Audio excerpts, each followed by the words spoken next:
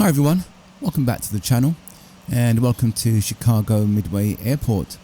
Right, so we're going to be having a detailed look at the TBM, or should I say the recently released TBM 850. I think it's been about a month now actually. And yeah, just to have a look at the systems and really just to comb through the Black Square TBM 850 manual. Alright, so I'm going to just speed over there and I'll see you in a minute. Okay, cool. So I've left open everything, just about everything that could be left open. And you can see here that Black Square has done a fantastic job on the rendition of what's under the cowling of the TBM 850.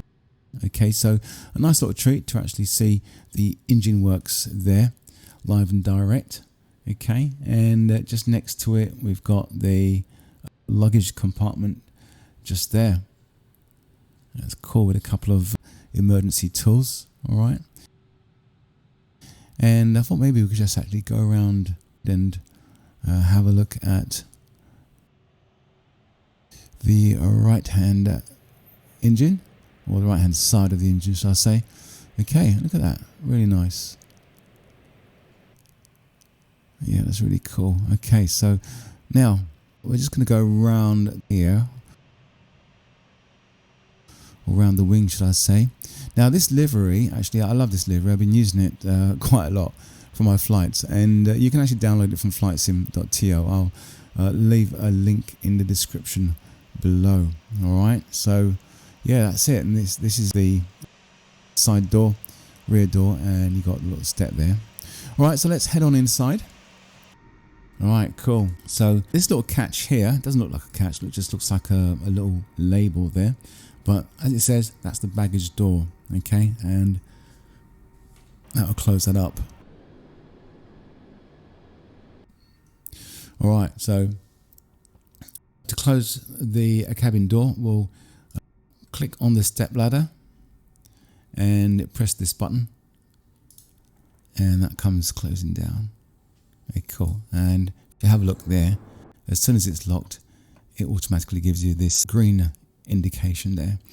Alright, cool. Now before we head on to the cockpit, we can actually just have a look right at the back here. And now you can't, oh yes you can, there's the chocks. Okay, so that was included in the recent update of the TBM 850. Okay, so all you've got to do is just basically click on it and it automatically goes outside. Alright, chocks look great, and just check out the details on the landing gear as well. Really cool. So let's just make our way up to the cockpit, like so. Alright, so first thing, I'm going to close the engine cowlings there. So you do that by pressing these two levers here. And this one you can just about see over there like that. There we go.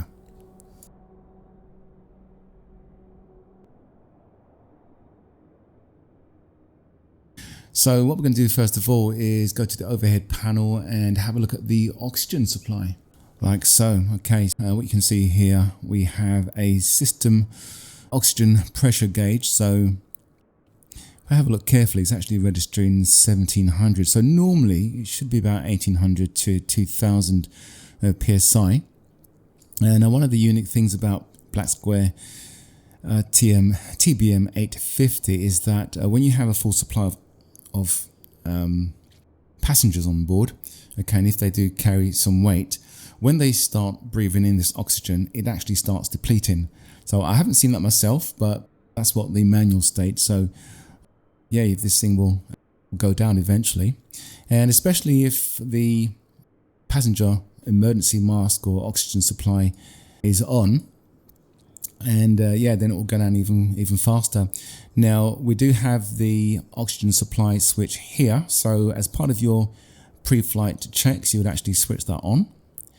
And now just to note that above 14,000 feet, if you have any pressurization issues, then your emergency oxygen masks are going to deploy automatically. Alright, if they don't, then you have this switch up here, you just switch on and you can hear the oxygen supply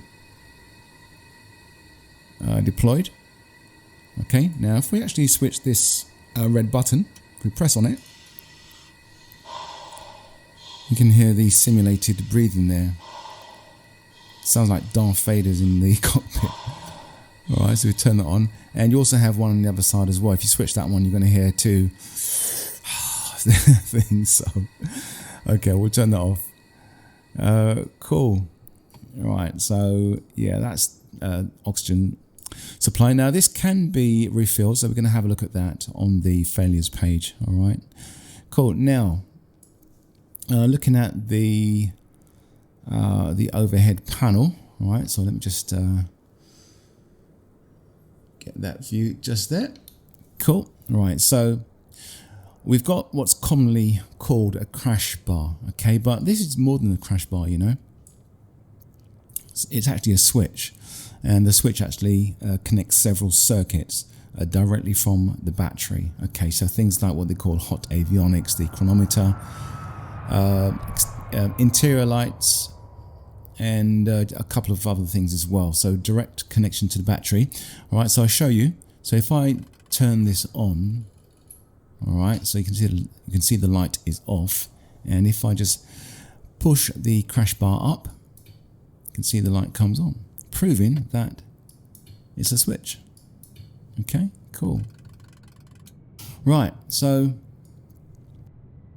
now if we just turn the battery source on, okay, so we've got the battery source. We can either use battery, or we can either use the GPU. Okay, so you can see their battery is off, and if we switch to GPU, then GPU there is illuminated. Okay, now the thing is, right, even though we're on GPU, so if we quickly go outside, right, you can see that there is no GPU visible outside. It's just nowhere to be seen. So it would be good if Black Square actually gave us a visible GPU, well, just to be there. Alright, so yeah, hopefully that comes in a future update. And next to the GPU, we've got the main generator and standby generator. So you've got two generators on this aircraft. The main one would be obviously in use all the time, and standby would be if the main one failed for some reason. So if you have a look along here, you've got generator reset, main and standby. Alright, so should you have a main generator issue, okay, so you would actually get these two lamps lit up. Okay, let's just go down a bit. So you'd have main gen and low voltage. Okay, those two would be lit up.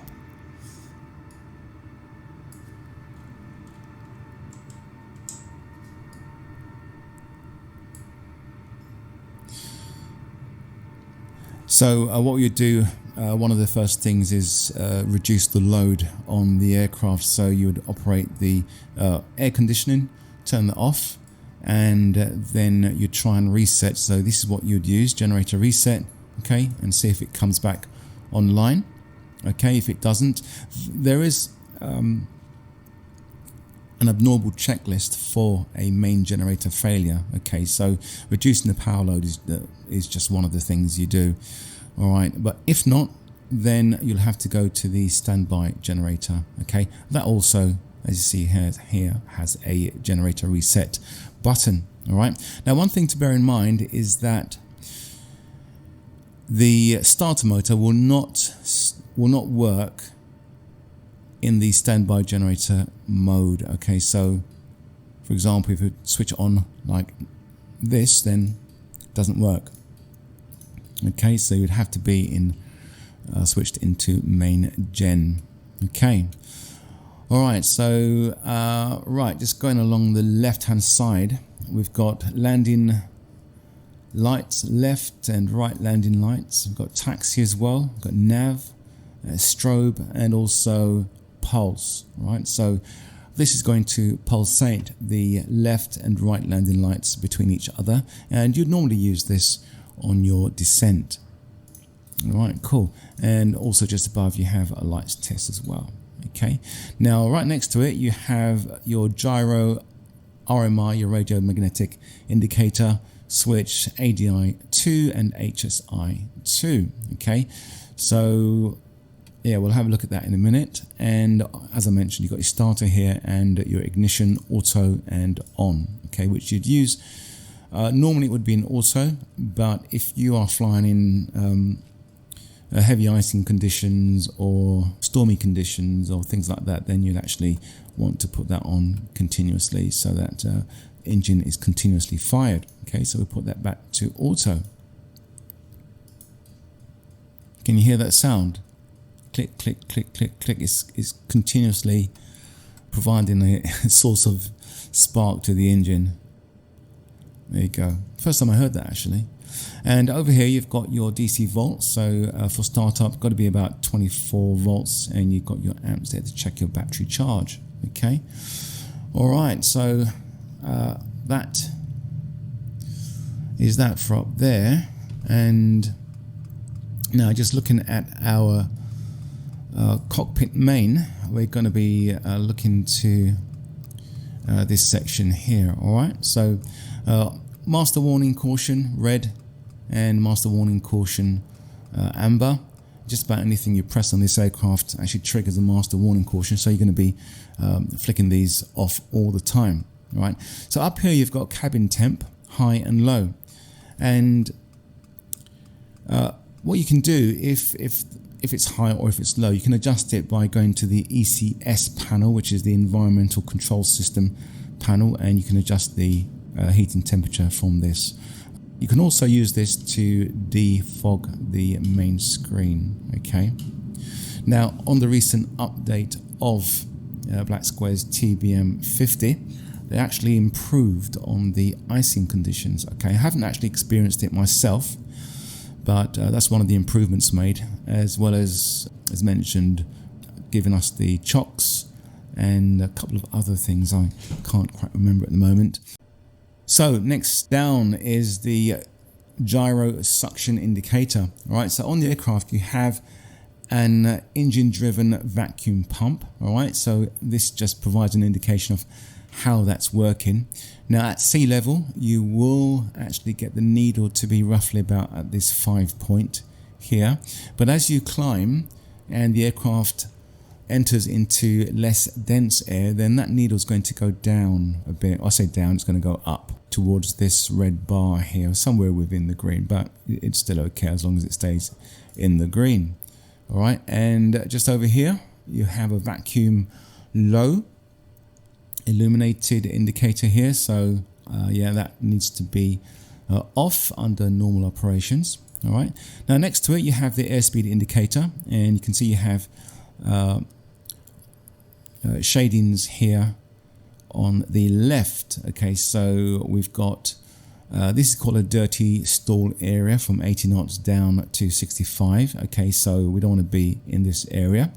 Above 80 knots to about 122 knots, we've got the maximum landing flaps extension speed. Okay, so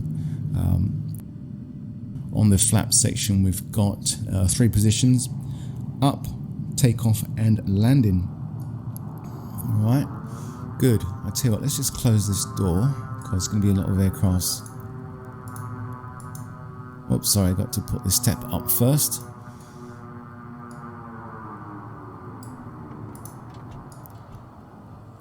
Right, cool. Not sure what runway they're using. Oh, they use that's takeoff and landing. It's runway 4, right? I think it is. Right. Okay. So moving on, we've got this switch controller here. So what this does, this operates the remote compass. Now the remote compass is somewhere on the aircraft. I don't know exactly where it is. Probably at the back of the tail section. All right. But what it does, it provides a reliable magnetic source or compass direction. Okay. For various instruments. So we're talking about the HSI, gyros, yaw damper, autopilot they all need a reliable source of magnetic compass direction. Okay, so basically this is the switch controller for that remote compass. All right, so you've got two positions here. You've got slave and free. Okay, so normally if it's working, you don't have to worry about this. Just leave it alone. Okay, it will stay in slave. All right, but if you're flying towards, say, the Earth's poles, or you experiencing some kind of magnetic disturbance, and that's been revealed by indications on your gyros or HSI that just doesn't make sense, then you may just want to flick this to the free selection switch position here, and what that will do, that will cause your gyros just to behave like a normal gyro compass, just giving normal gyro direction, okay, in which you'll have to look at your compass here and you'll have to actually adjust for varying degrees of variation, really. So how you do that, you've got this switch here, CW, which means clockwise, and CCW, which means counterclockwise. Okay, so if you click, for example, up, 1 minute, oh sorry, actually, do you know what we've got to do? Actually, I'm going to turn this on. Just realised I should turn this on so we can get some power to the aircraft. Okay, do watch this as I switch it on, and I switch on these.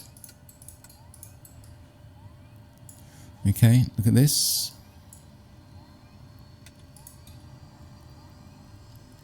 Now what you see here is not animation. This is simulated gyro physics. Alright, so complicated mathematics, complicated software. So, but look at that. And this is how the real TBM would actually function. And this kind of movement is actually reflected in all the gyros, really. It will bounce from left to right as it fixes itself on a nav point.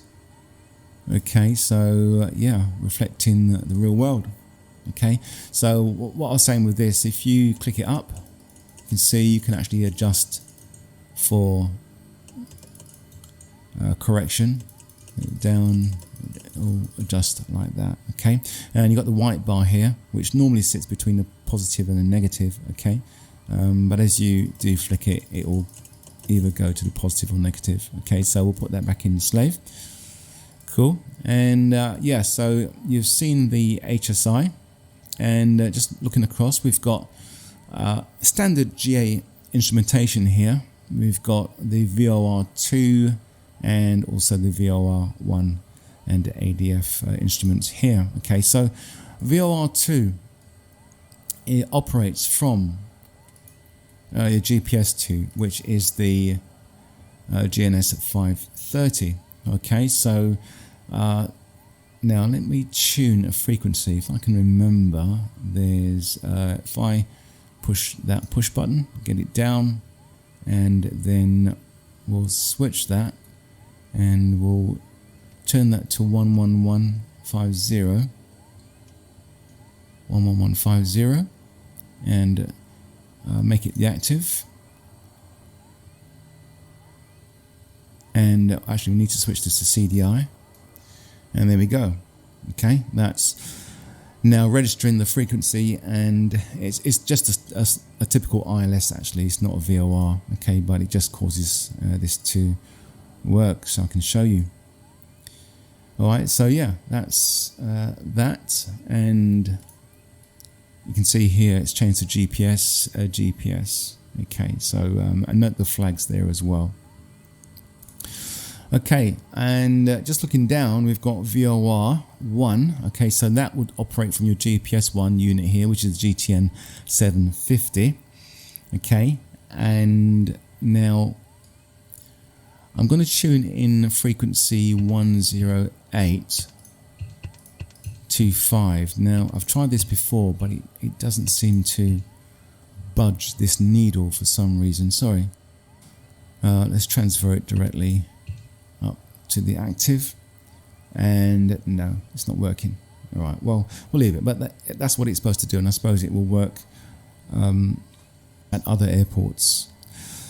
Right, so moving on to the ADF, we've got these two green needles here. Right, so this unit doesn't do ADF, nor does that one to my knowledge. So to control the ADF on this aircraft, we move over to this unit here, the Bendix KR87TSO. If you have a look at this button, so make sure it says ADF, you've got another one here saying ANT and ADF there. So we press, make sure it's on ADF, and you've got the beat frequency oscillator, which we don't use. And here you've got standby. Okay, so to tune your ADF frequency, okay, you'll obviously need to find an ADF frequency. So if we go to the GTN 750, choose nearest, go to NDB, and that should populate. There we go. And we've got 248. All right, so if we put 248, click on that, you can see it puts 248 straight into the window. Okay, now you can actually dial it into the window, or as I said, you can just click on it, which is very, very convenient.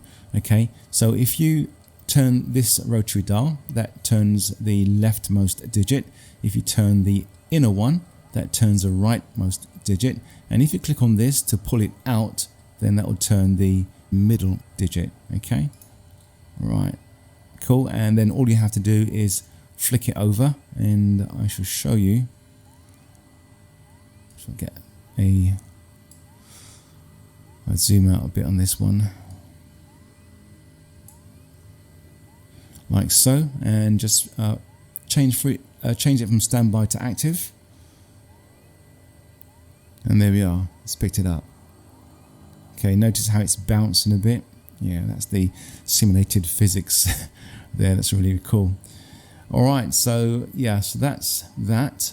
And you've also got a flight timer on this, okay, and an elapsed timer as well. Okay, so you can start that and stop that. And there's quite a few timers on this aircraft. You'll soon discover. Okay, so that's that, and you can turn it off by just turning this all the way to the left there. All right, so pretty simple to use. Now the one underneath is connected to your GNS 530. Okay, so for example, if we got here, look, 0.6 nautical miles. Okay, so if we put that to N2, you can see that it's picking up on this frequency. Okay, so you've got N2, you've got hold. Now what the hold does, the hold allows you to hold this frequency here. Okay, so it's just put it into memory, and you can actually detune this and it will stay there. Okay, so what you'd use that for, I don't know, but the function is there. Okay, you put it back, see, and it's gone. Okay, because it's just temporary memory you've placed it into. All right, cool. So that's that. So if we go to the next one, which is this clock here. Okay, so this is the LC2 quartz chronometer.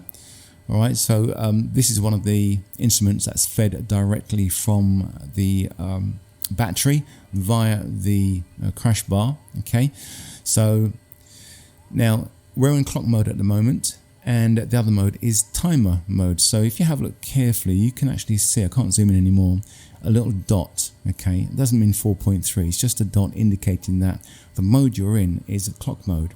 Okay, if we press the mode button, you'll see the little dot goes over to just above timer. Okay, so that indicates that we're in timer mode, and to operate that you just click on start stop button like so. Okay, and you can reset. When you're in clock mode, this serves as your day and month button.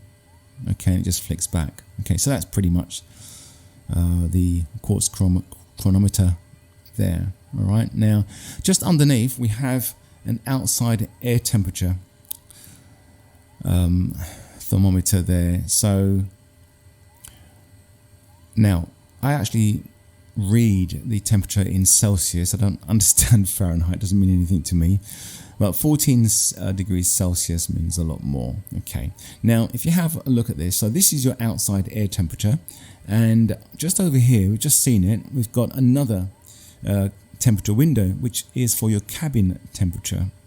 So at the moment it's registering 13 degrees. Okay, now the cool thing about the Black Square TBM 850 is that it does actually register environmental changes in heat, okay, or cold. So for example, if the sun was shining or blazing in here, it's not now because we're coming towards evening. If the sun was blazing in here, then obviously behind glass the cabin and cockpit would actually really get hot.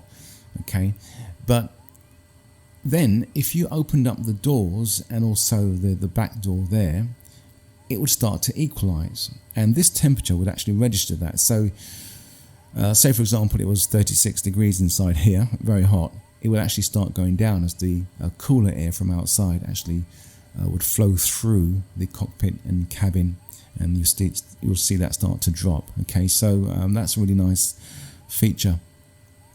All right, and just underneath we have the de-icing system. On your pre-flight checks you would actually do a light check, okay, and you'll also flick this, and you'd see these two lights cycling between each other, but it's not doing it at the moment.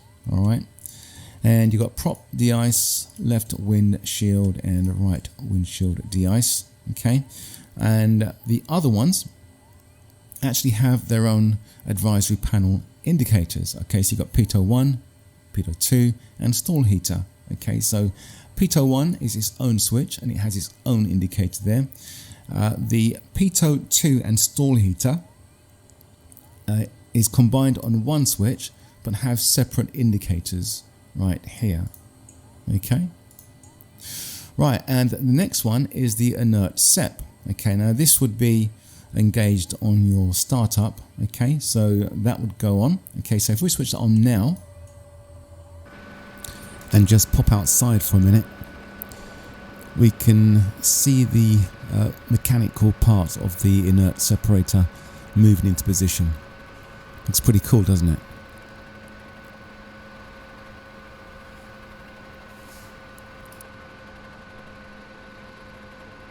Now you notice that while it's in movement you won't get the inert SEP on, but it's only when it's fully opened then, or fully closed rather, you'll actually get that on there. Alright, now when you're taking off, okay, on your takeoff roll, that would be the only advisory that is lit. Okay, nothing else. Okay, right, now the inert SEP, you only supposed to use it up to 200 nautical miles per hour. Okay, so that's its threshold. So as you're taking off and climbing, get to 200, you switch it off. As you're descending and you're descending through 200 nautical miles, then you'd actually switch it on. All right, so that's your inert SEP, and so it stops all debris from getting inside the engine, bird strikes and things like that. Okay. Right, so right, where are we? So we've done that. Now just moving up, we're going to go to the EFIS panel right here. Okay, so you've got the EFIS master switch, which we switched on. Okay, and then we've got a test button. Okay, so every time you switch it on, it's going to go through a sort of like a 10 to 15 second self-test. And that lasts, for a little bit, and then we get to the screen. Now you have another test button here, which then shows you, just test the functionality of the unit here. So we've got decision height there and the decision height here. You can adjust that by adjusting this. Okay, this rotary knob. Okay, you switch it all the way down and then it goes to off. Okay, and notice as we pass the altitude of the airport, it makes that sound. Okay, and if we go down to DH set. Okay, it just seems to do the same thing, so I'm not sure what's different about that position. All right, and we've got this same switch here that we saw on the just over here on this unit. Okay, so operates the same way. Okay, if you have a look down here, that's what it controls, like this. So if we put 11150 11150 and transfer that, okay, you can see that we've got that in that window there, and when you put it there, it should actually hold it. The same principle. Okay, cool. And you've got a brightness button, and now this one here is a composite button, CMPST, and what it does when you press on it, you can see that it now gives you a second screen here. Okay, so this is for redundancy purposes, just in case this one goes, you always can still have your EHSI in that window there. Okay, so right, cool. So that's that, and you got your rad out as well. I'm not sure how this adjusts the rad out. The rad out will normally operate automatically as you're descending through the rad out altitude. Right, so now looking at this one here, okay, we have got CRS. Okay, so if you press that, you can actually adjust the CRS position to your direction, or to the direction of the nav aid. Okay, you have a heading button here. Okay, adjust the heading, and if you click on the top of it, then it will actually do that and just sync your heading.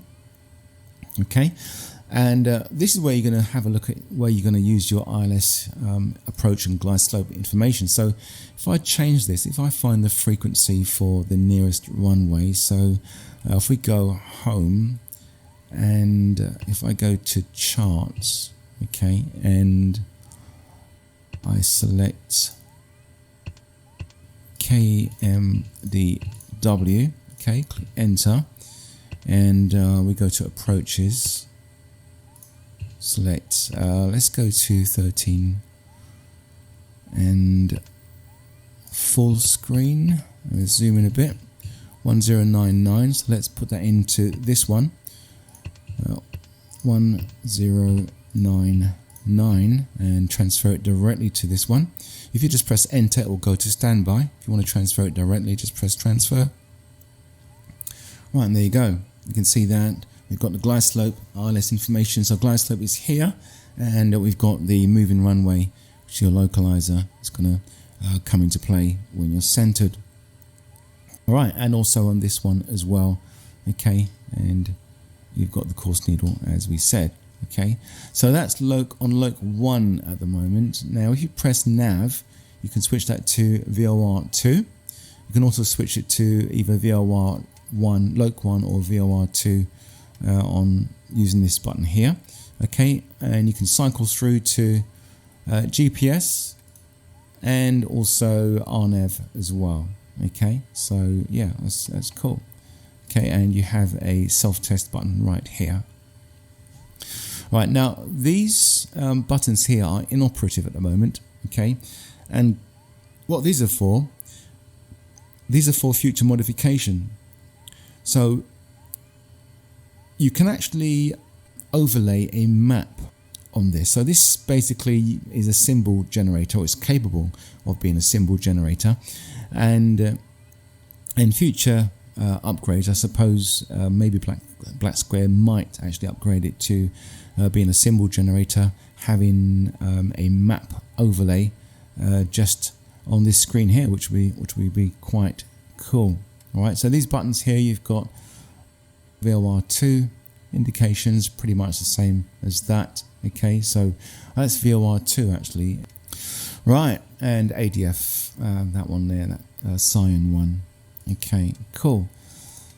Right, so moving down, we've got obviously parking brake being in a very awkward position. Okay, if you have track IR like me, then it's easy to do that. But if you haven't, then you're going to have to go down the unrealistic path and get rid of your yoke and obviously turn it on. You actually can assign this to a button controller, really, so that would be handy, I suppose.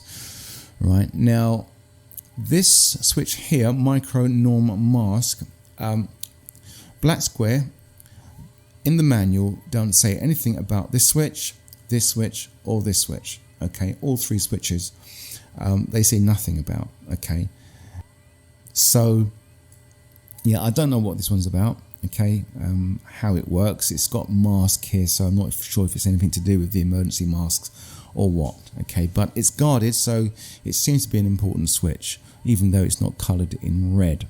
Okay, so these two switches here, this storm clear is to do with your EHSI, so it's to do with the lightning strikes, it will clear the screen. Okay, storm clear. And this is your EFIS AHARS, so this is your altitude heading and reference system. This is all connected with your remote compass, okay, which provides, as I said, reliable magnetic compass direction to your instruments, okay, your nav instruments. All right, so I suppose this has got left and right. This is redundancy, I suppose. Okay, but once again, see, nothing's mentioned in the manual. Right, so going up here, we've got the altitude adjustment. So here you can see it's on feet at the moment. You can adjust the altitude, okay, by thousands using the outer ring.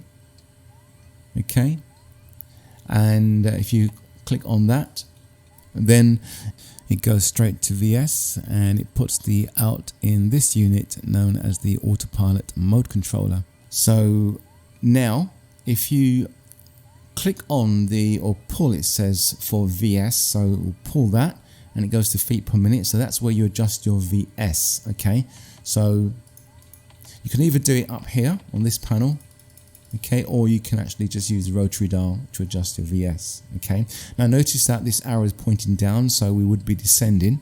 Okay, if we pull it back like this, wind back, then, sorry, if I go, hang on, go back, there we go.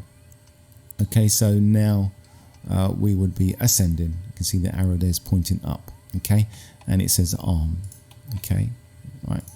Cool. So that's that. Now, if we go to the GTN 750, so just to show you something, actually, we click on Home and go to Utilities, and you've got this section here called Autopilot. So click on that, and it says this module may not or may not work or partially work with some aircraft. Okay, so check the documentation. Now, I know that this does work.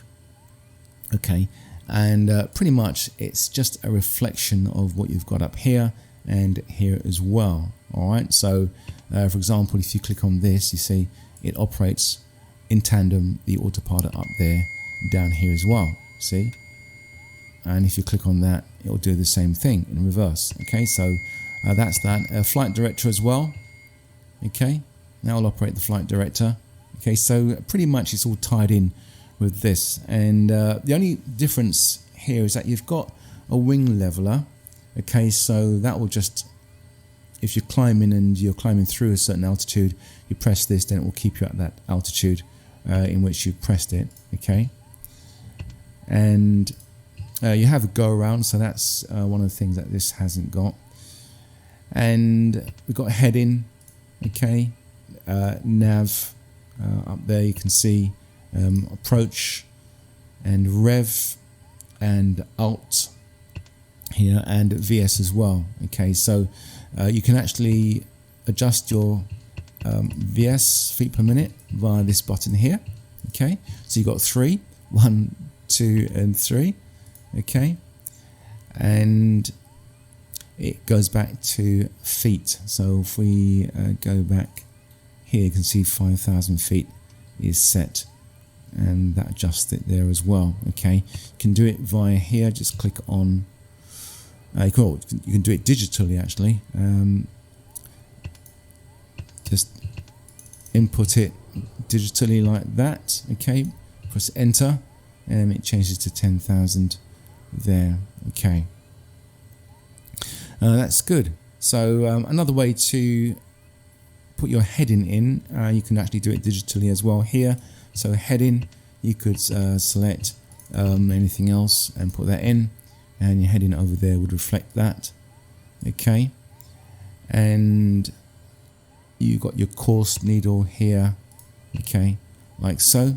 Same thing, if you turn that, you can see that your course needle here should be adjusting.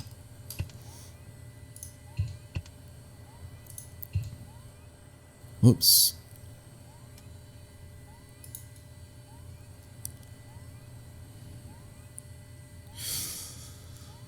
Oh, it's an RNAV, that's why. So if I put that back to loc, okay, there are 157. There you go, it's changing. See it? Right there. Okay, cool. Now moving along, you've got borrow. Okay, so yeah, you can just click on that and enter your borrow 1018, for example. Enter. It changes it there. Okay, you can adjust your borrow here.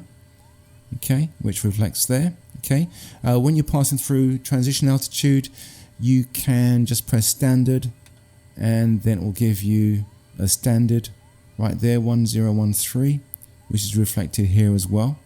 Okay, you got button here, borrow standard. Okay, just press that, and that works as well. And heading sync, you've got here. Okay, so yeah, it's good having an alternate way to operate these things. Okay, so all right, and now actually, while I'm here on this unit, I think it might be good to tell you, because you may be wondering, how do you get maps, how do you get Navigraph and things like that. Okay, so with this unit, okay, you can actually purchase a license to use it. So they have two ways of doing that. You can either purchase yearly, which will cost you £25. I think I'm sure it wasn't euros, could be 25 euros or £25. That's for 1 year's use. Okay, now if you want unlimited use, you'd have to pay for £75. Okay, so that's a lifetime use of the GTN 750. Okay, obviously after 3 years, that's when you're going to benefit. Now, do bear in mind that there is an upgrade version of the GTN 750, and it's the GTN 750 NXI. And basically it's a different website. So for the standard one, you'd go to PMS 50 website. Okay, I'll put a link in the description below. But for the NXI, which is a more functional, a more modern, more equipped GTN 750, and it looks a bit more snazzy as well. If you want that, I think the figure's about £49 a year. So you can see it's obviously much more expensive, but you know, this one serves the purpose, you know. So yeah, so what you do when you go to the PMS 50 website, and then you'd get your license, and you'd actually come back here, go to system, okay, go to setup, click on license, and then you enter your license, and you know, boom, you're in play.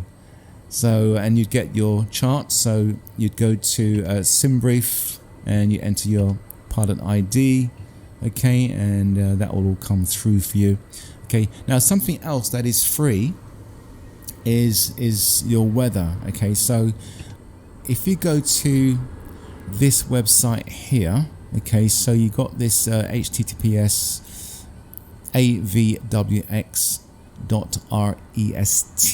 right? So you can get a free token, and you can actually bring that token back. Now this is my token, okay, so it's all free, so you don't need to copy this one, and enter that token here like so, okay, and basically what you'll get is the metal, okay, which is VATSIM real weather metal. Alright, and I'll show you what you can do with that. So if we go back to the home screen, okay, and we go to waypoint information, go to airport, okay, go to weather data, it says not available. Well, it should have been available. It says it's not available. I don't know why, but you'd actually get the ATIS come up here. Okay, so yeah, so I don't know why it's not coming up, because it was coming up before. Alright, maybe I'll try again a bit later. Okay. And this is the cool thing about this GTN 750. You can get so much information on it. Just everything is just really cool. So you don't even need really to use Navigraph. I'll be honest with you. I have it on a side screen, but I like to keep it all in house in the cockpit here. So yeah, and it's got so many tentacles, so many different things you can do with this. Yeah, that's a whole nother tutorial. Okay, so all right, so that's that. Okay, try and get the weather for you a bit later on. Okay, now the other thing I want to say to you is that I really would like if they had two GTN 750. So here, for example, just jumping ahead, you can actually adjust the nav. The GPS is here, so you can use the older style KNS 880 and KX155 TSO for your GPS frequency information. It's not quite GPS really, just nav aids really, and you can use that more older style. You can change this to GNS 530, okay, or the KX 155 here. You can bring that across there, and yeah, you can go old style if you want. Okay, you can go back to the 750, or I prefer to keep it like that. But like I said, would have been good if you could have, like the FlySimware Cessna 414. You got two GTN 750s side by side. All right. But what you could do is, if you want traffic information, okay, so maybe you want to keep that on map, okay, and you want traffic information, you can actually just, if you turn this knob here, right, and just turn it to the second to last one, you can see you got the traffic screen, and it says on standby. All right, so if you have a look at this, you see it says ADS off. Okay, so if you was to push on this button here, okay, now that's flashing, it's highlighted, and then you turn this knob, just turn it once, and it says ADS on. Would you like to switch it on? You press enter, okay, and now you've got traffic information. So pretty much you can just leave that there, okay, and you can keep an eye on the traffic around you, and you can actually just use the GTN 750 for your GPS, your flight plan, or anything else. So that's the way I like to use that. Of course, on this one you do have your own traffic information here as well. Okay, so yeah, and also if you go to utilities, you've got ATC here, so very, very handy for that's in flying. You can see the controllers that's in place at the moment. All right, and you can click on this and it shows you the controllers in range of you. Okay, and also if you go to map, it gives you a different kind of map. So you can either choose world view, VFR view, IFR low, IFR high, okay, and back to world, okay, and night mode as well, okay, and different scales. Now the cool thing I like about this is that it's got auto center. All right, so you can actually just click this button. So if it's off screen, just click that and it will center the aircraft. Unlike this one here, whereas if your aircraft is off screen, you literally do have to zoom out and find your aircraft. Okay, so yeah, that's why I like that one a little bit better. Okay, cool. So yeah. All right. So where were we? We were just coming down here, and you've got here the ITT test. Okay, now this aircraft has been upgraded or improved on as far as ITT starts. Okay, so Black Square has really tried to make it as real as it gets as far as the start of the TBM 850. Okay, if you don't manage your torque, okay, this one here, you will actually damage the engine. Okay, you will get this torque red light if you over torque the aircraft. Okay, that red light comes on. If you get this red light chip, okay, you've bugged the engine. Yeah, you've got to start checking out that emergency abnormal checklist. Okay, because you ain't going to get this engine working properly after that light appears. Okay, it means you've done something wrong, seriously wrong. Okay, so it will be reflected on this. So yeah, so now with the torque, when you're taking off, you will take off, you'll torque up to 100. Okay, and this button down here is your 850 mode button. So it's on the flap gate. Okay, you can only select it when your flaps are up. Okay, so it has a little ridge there. You put it up, and what that will do, that will allow you to torque up to 121.4. Okay, so that's the maximum torque there. Okay, that you should go to. Anything above that, you'll get torque here telling you need to go down. Okay, so that will obviously give you more power. Do bear in mind that when your inert SEP is on, you will get less torque. Okay, because obviously that scoop there is not passing through, and you've actually closed that scoop, so it does actually affect the power of the engine by a couple of bars here. Okay, so just bear that in mind. Sorry. And so you've got your prop there, okay, and you've got your NG, okay, and do watch out for a hung start on your NG. On your ITT, once again, watch out for hot start. So this is the ITT test, okay, and you can see that you hold that as part of your checks, okay, pre-flight checks, or before engine start checks. Okay, now just down here you have your terrain inhibit. Okay, so basically as you're descending through 500 feet above the highest mountain, it will say 500, and just to let you know, you've got 500 feet before you actually hit the top of a mountain. Okay, but if you want to inhibit this, then you can actually press this and do that, and you got test here. Sink rate. Don't sink. All right. 500. Okay. Pause system test. Okay. All right, and you got enunciator test right there. Okay, that's cool. So we discussed these two, and they have the landing gear lever down and 3 greens. Obviously means they're all out. Okay, check that it's down, and you've got this test 1, test 2 indicator. Okay, and yeah, that's that. All right, and now coming down to this neat little device here called the engine trend monitor. All right, so there's a whole section about this in the manual. Basically it's showing you what this does. There's not a lot of explanation, it's just like a table showing you what the thing's actually doing, but I'll just give you a very brief rundown on this.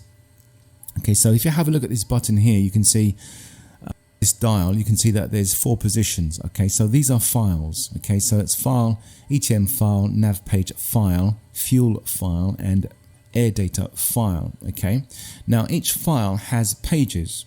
Okay, so how you get to those pages is by using the up or down switch here. So this would be the first page on the ETM file, the engine trend monitor file. So if you scroll down, that would be the second page. That will show you your torque and ITT. Okay, as you can see there, it says 14. All right, if you go down to another page, is your NG. NG's at 0. Okay, and that's your prop speed as well, your MP. And so if we go down, you got shaft horsepower, okay, and so on and so forth. This one I do know, this is your data card, the data stick. It's used 6.2%, so it's irrelevant for us. Okay, so scroll past that one.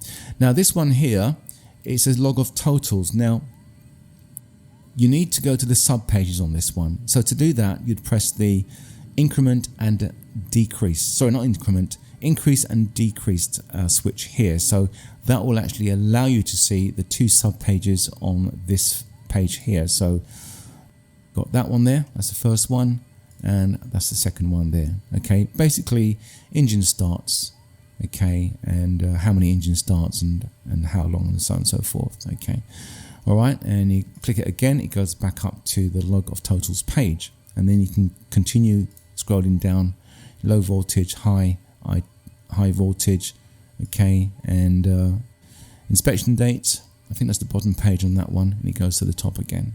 All right, and go to nav page, same again, that's the top of the page. You scroll down, okay. Now if you say, for example, we just import a flight plan, so my last flight plan, all right, and we'll go menu and import from SimBrief. Okay, so as that imports, it should actually reflect on here as well. So you can see the two units are actually tied in together. Right, so actually I haven't done that flight yet. That's a flight from Brazil, so Peru or Chile. I think it's Chile actually. And so there you go. Can you see? It's actually loaded it there. Okay, and 8:19 local time. It's IKO of the airport, and you can actually scroll down, okay, and get various information about your flight. Okay, like so. Okay. Yep, pretty cool. I suppose it can be a redundant system as well. Okay. Now going back to go to fuel. So you got fuel page. Once again, scroll down through the fuel pages there. Okay. Right, and also finally air data as well. Okay, and another flight timer, which you'd use by using this one here to, is it start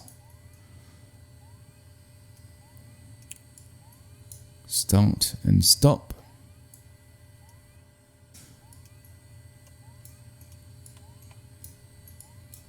Oh, stopwatch, sorry. There we go. Yeah, the flight timer actually just starts working as you start flying, so but this is a stopwatch. And a reset. Okay. Oh, that's good. So yeah, so that is that for this unit, okay. And this is a test button. I haven't actually done that yet and see what it does. Okay, so yeah, that's your engine trend monitor. Okay, now this will give you exceedance alerts. Okay, so if you are doing something that you shouldn't be doing, so you might get exceedance alerts on this. And if you check the manual, there's a section on what type of alerts, audio alerts, you actually get on this aircraft. Okay, right, so moving up, as we mentioned, you got the advisory warning panel. Okay, you can adjust the brightness and so on forth. You can actually do the lights test on there. Okay, alright, so just moving down a bit, we come to the audio control panel. Alright, so the cool thing about the Black Square TBM 850 is that we can actually tune into two audio frequencies at once. So if you're on VATSIM, for example, you can actually listen to, say, the ATIS and also the ground controller or delivery or tower, whatever, at once. Okay, so I'm just going to try and demonstrate that for you. So let's actually tune in. So I've got VATSIM online at the moment. So Chicago Center is on. So we'll tune 12035 in here. So let's click on that and dial in 12035. Okay, and transfer that directly to the COM window. So Let's put that in the active. Okay, that's that one. And now the other one is the ATIS. So that's going to be 13275. So let's make that 13275. Hopefully we get some talking. Now I know we're going to have it on the, of course, on the ATIS. Maintain 250 knots until advised by a PC. VF. Okay, so that is working. If I just check that 76. Right, cool. Sorry, 7652. Advised on initial contact. Sorry about that. You have information India. So did you hear that? Midway Airport ATIS information India 1453 Zulu. L2985. 1320 at 10. 5. Visibility 10. 765. Fuel clouds at 5,000. Yeah. Temperature 3. 635 to my space. Altimeter 3022. ILS runway 31 center approach in use. Landing and departing runway 31. Record 1557. All right, I think that's enough. Yeah, it will take some getting used to because you listen to basically two people talking at once, okay? But you can actually train your mind just to really filter out whatever you want, either the ATIS or the ground controller or whoever's speaking. But it's a functionality that's used in the real world, so that's cool. All right, and if you have a look at the top, you've got Nav1, 2 and Dear Me ADF, so you can actually click on this if you're tuning to one of those nav aids and get the audio ident code, Morse code there. Click that and we've got a test button there as well. All right, so that's about it for the audio comms. All right, now moving down to the weather radar. Let's have a look at this. Right, so going down, now we come to the failures. Now, you got off switch here, okay? And first notch goes on to standby, and it goes into a test first, and then you can switch it on, okay?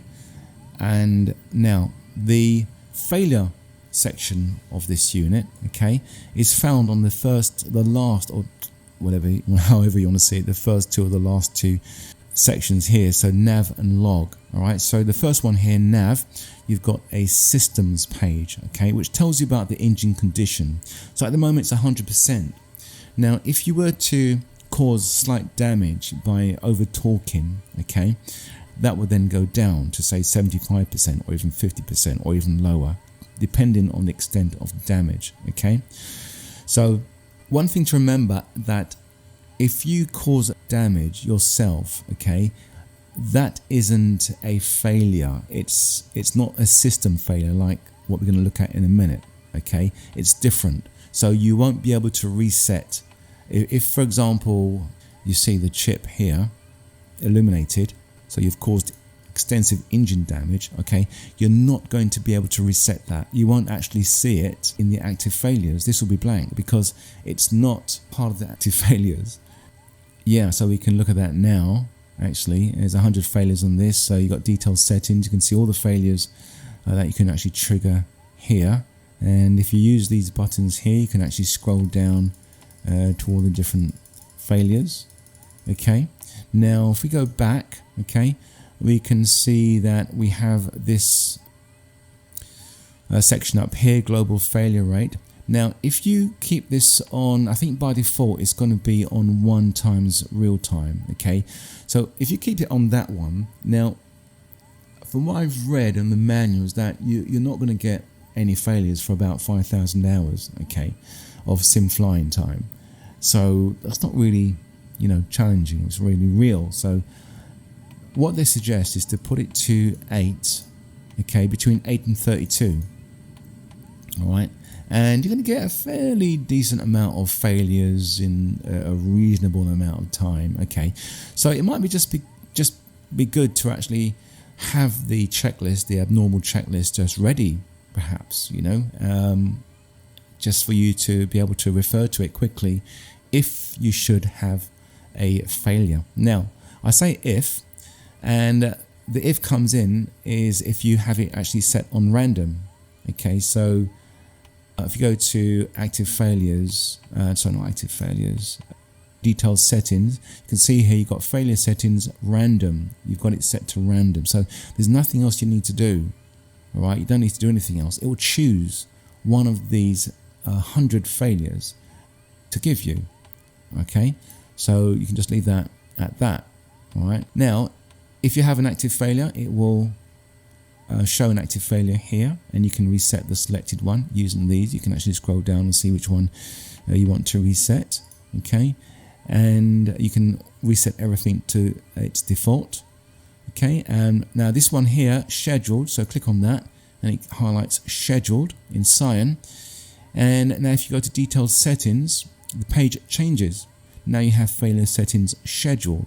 Okay, and using these up and down, left and right arrows, you can actually just scroll across. So if you want to give yourself a failure, for example, perhaps not an engine failure to start with, perhaps something easy that you can manage, something that you can, you know, get back to the airport with, perhaps a starter motor failure, say, and you go across. Okay, to the N is highlighted there, which means arm, no.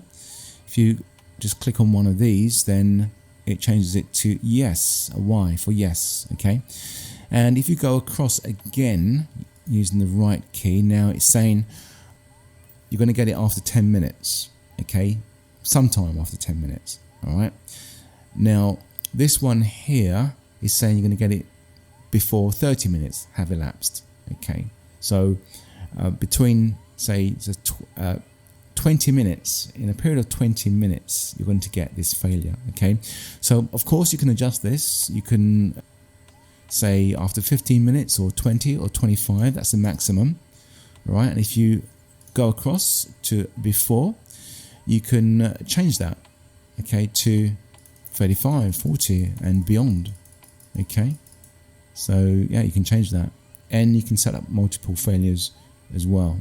Okay, so yeah, it's good to maybe have a challenge, and you can prepare for that particular failure. This is a good thing. You can memorize that failure, go through it in your head, and then you know when it's coming, and then you can deal with it. So, and then perhaps the challenge is to go to random, so you can actually work your way through these failures, train yourself, and then go to random, and you know, just see what it throws at you. All right, now going back to the weather radar. All right, so you got the WXA weather alert and just weather button there. If you go down to VP, you can just change the profile of it.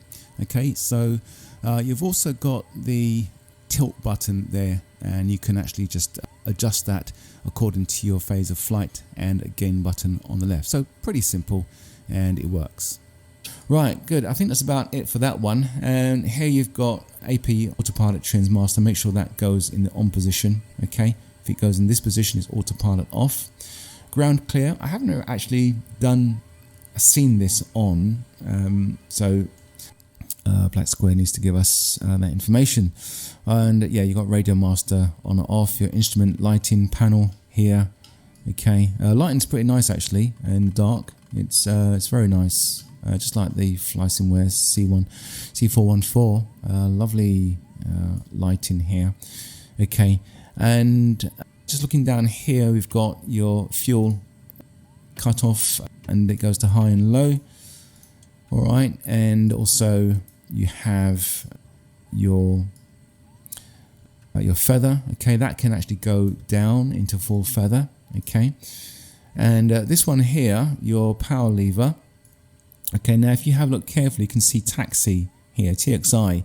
So with this aircraft, it has quite a high residual engine power, in that when it's at idle and you're taxiing, it will actually push the aircraft to make you taxi at about 40 miles an hour.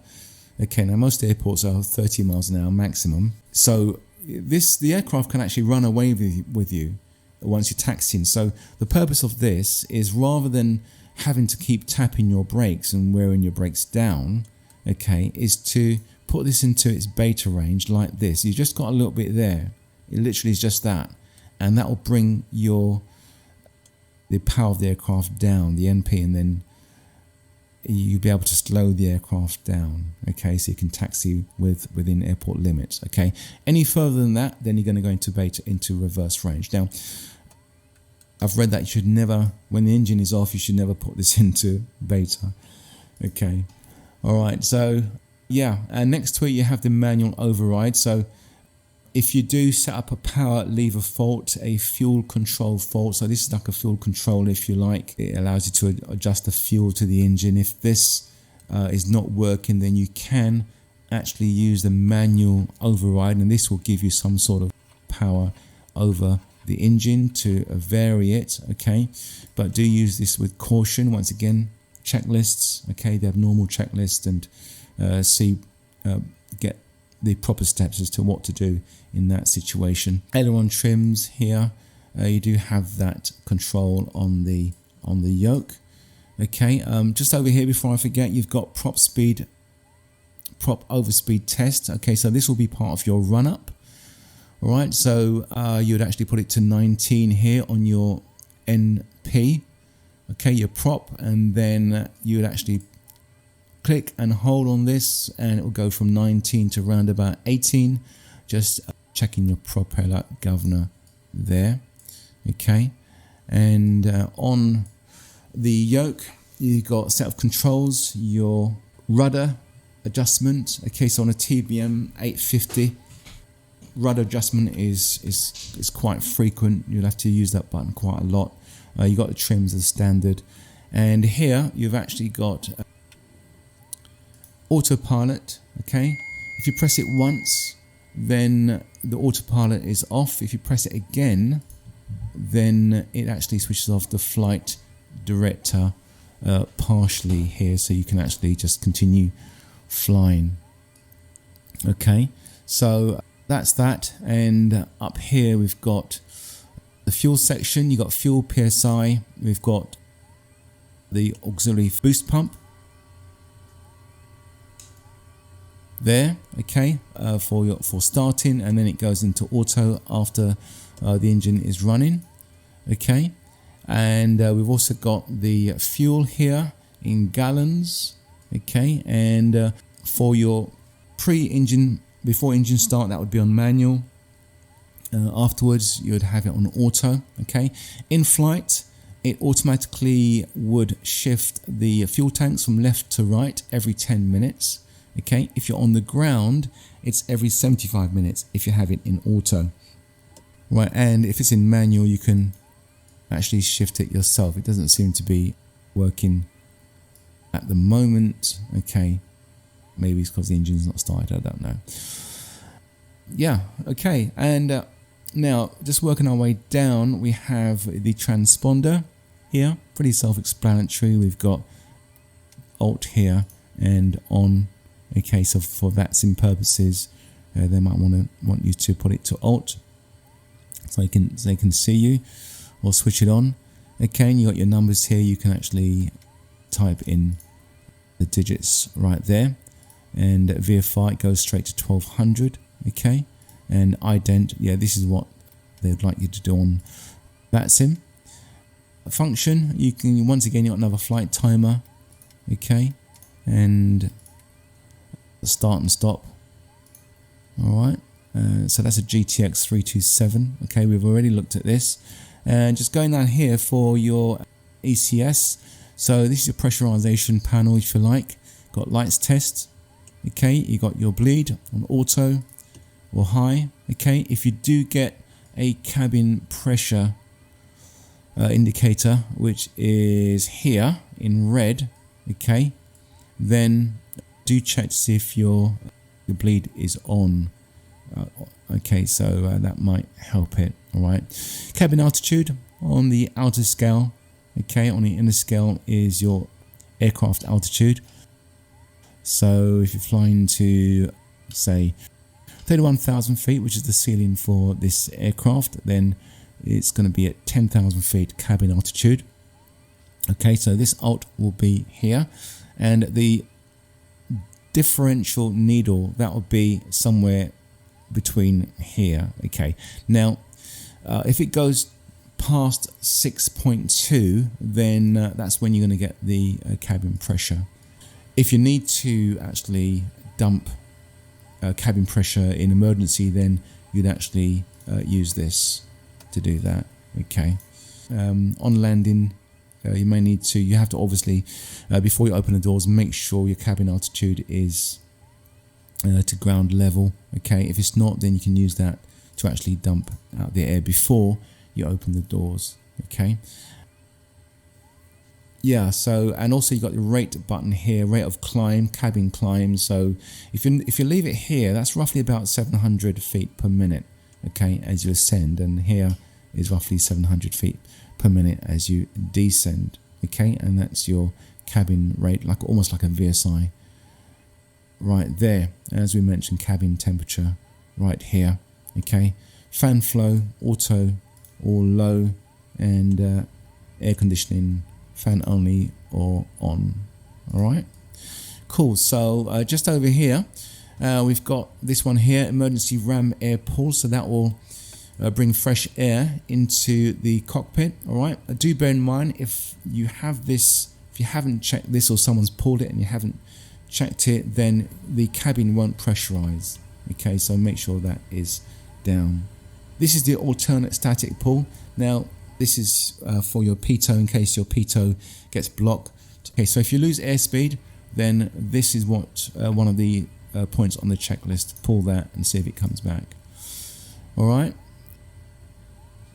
so I think that is that. You do have a remote controller switch on the co-pilot side as well. They actually do operate in sync, actually, which I don't think it does that in the real world. All right, so yeah, I think that's it really for this video. So it's gone on a bit long, but I've actually crunched it down a bit.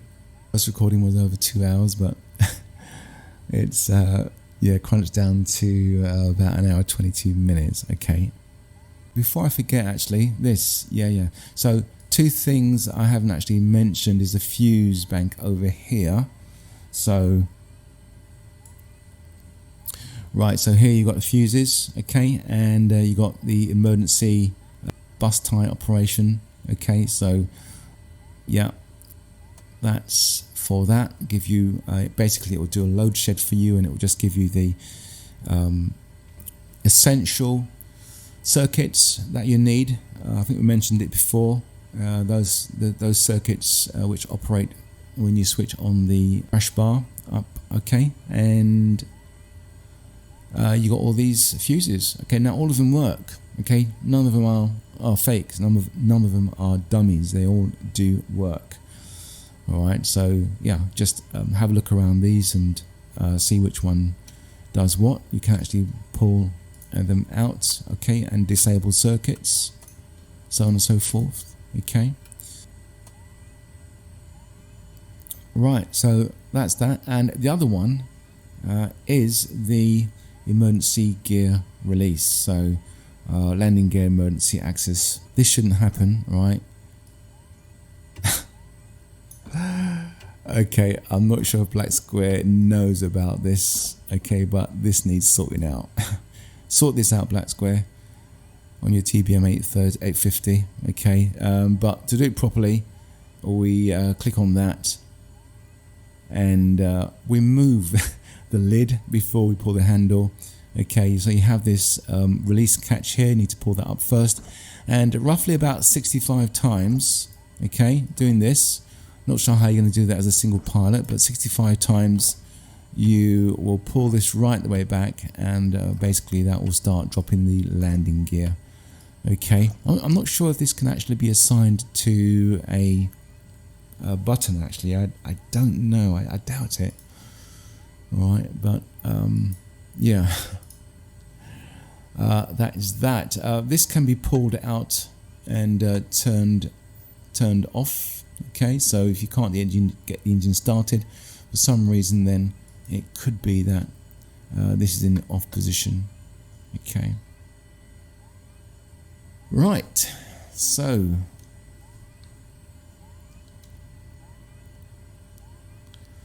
right, that's that.